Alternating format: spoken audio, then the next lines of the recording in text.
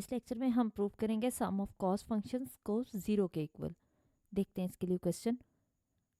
हमारे पास यहाँ दिया गया proof that cos 20 plus cos 100 plus cos 180 degree equal है 0 डिग्री के। तो यहाँ पे सम आ रहा है किसके इक्वल, 0 डिग्री के। इसको हम प्रूव करते हैं। देखते हैं इसका सोल्यूशन में हम लेफ्ट हैंड साइड ले लेते हैं। लेफ्ट हैंड साइड में हमारे पास ये 3 वैल्यूज़ का सम हो रहा है, तो तीनों वैल्यूज़ का सम लिख दिया हमने।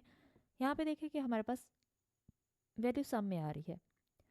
तो सम के फॉर्मूलाज कुछ हम जानते हैं, जो कि हमारे पास यहाँ पे 2 वैल्यूज़ हैं। इन 2 पे पहले अप्लाई कर लेते हैं। फर्स्ट 2 वैल्यूज़ पे फॉर्मूला अप्लाई कर देंगे। तो cos alpha plus cos beta किसके इक्वल होता है, 2 cos alpha plus beta over 2 cos alpha minus beta over 2। ये फॉर्मूला हम जानते हैं, इसलिए हमने यहाँ पे फॉर्मूला लगा दिया कि कॉस अल्फा के 2 कॉस अल्फा की जगह 20 लिखेंगे, बीटा की जगह 100 लिखेंगे। तो 20 प्लस 100 ओवर 2 आ गया। कॉस अल्फा माइनस बीटा यानी 20 माइनस 100 ओवर 2 आ जाएगा। जहाँ पे अल्फा होगा वहाँ पे 20 आएगा, और जहाँ पे बीटा होगा वहाँ पे 100 आएगा। और ये फॉर्मूलाज तो हम ऑलरेडी इनको डिस्कस कर चुके हैं। और कॉस 140 उसी तरह से आ जाएगा, क्योंकि लास्ट वैल्यू पे हमने अप्लाई नहीं किया, हमने जस्ट 2 वैल्यूज़ पे अप्लाई किया। फर्स्ट 2 वैल्यूज़ पे 2 वैल्यूज़ का ही फॉर्मूला होता है, इसलिए हमने फर्स्ट 2 वैल्यूज़ को कंसीडर किया। अब हम इनको सॉल्व कर लेते हैं। तो 20 प्लस 100 कितना होता है, 120। 120 डिवाइडेड बाई 2 कितना हो जाएगा, 60 आ जाएगा। 2 उसी तरह से आ गया, कॉस 60 डिग्री आ गया।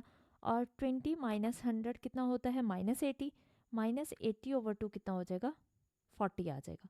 तो इसलिए यहाँ पे माइनस कॉस 40 आ गया, और प्लस कॉस 140 उसी तरह से। कॉस 60 की वैल्यू हम जानते हैं कितनी होती है, कॉस 60 क्या देता है हमें, 1/2।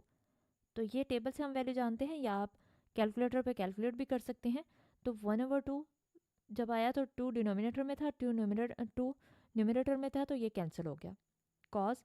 और ये माइनस कहाँ चला गया, ये यहाँ पे देखिए कॉस माइनस थीटा किसके इक्वल होता है, कॉस ऑफ माइनस थीटा होता है कॉस थीटा के इक्वल, यानी प्लस कॉस थीटा के इक्वल।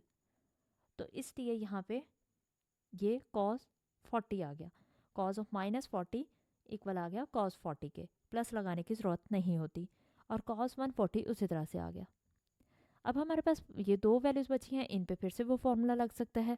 वही सम को प्रोडक्ट में चेंज करना, तो किसके इक्वल आ जाएगा, 2 cos alpha plus beta. Alpha की जगह हम यूज़ करेंगे 40, और बीटा की जगह हम यूज़ करेंगे 140।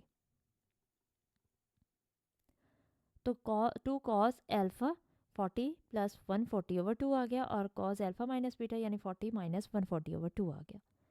40 प्लस 140 कितना हो जाएगा, 180। 180 डिवाइडेड बाई 2 कितना आएगा, 90 डिग्री। और 40 माइनस 140 कितना होता है, -100। और -100 जब डिवाइड होगा 2 से तो कितना आ जाएगा, -50 आ जाएगा। तो यहाँ पे आ गया cos 2 cos 90 cos minus cos of -50। अब हम जानते हैं कॉस 90 क्या होता है, 0 होता है। तो कॉस 90 की वैल्यू 0 आई, यहाँ पे अगर 0 आ जाएगा, और ये 0 2 से मल्टीप्लाई होगा तो 0 हो जाएगा, और कॉस -50 से मल्टीप्लाई होगा 0, तो सारा आंसर क्या हो जाएगा, 0 हो जाएगा। क्योंकि 0 से कोई भी वैल्यू, कोई भी नंबर मल्टीप्लाई होता है तो वो 0 हो जाता है, पूरी टर्म को 0 कर देता है, इसलिए पूरी टर्म 0 हो जाएगी। तो ये हमने प्रूव कर दिया कि ये राइट हैंड साइड के इक्वल है कि लेफ्ट हैंड साइड, यानी सम ऑफ कॉस फंक्शंस इक्वल है 0 के। ये हमने प्रूव कर दिया।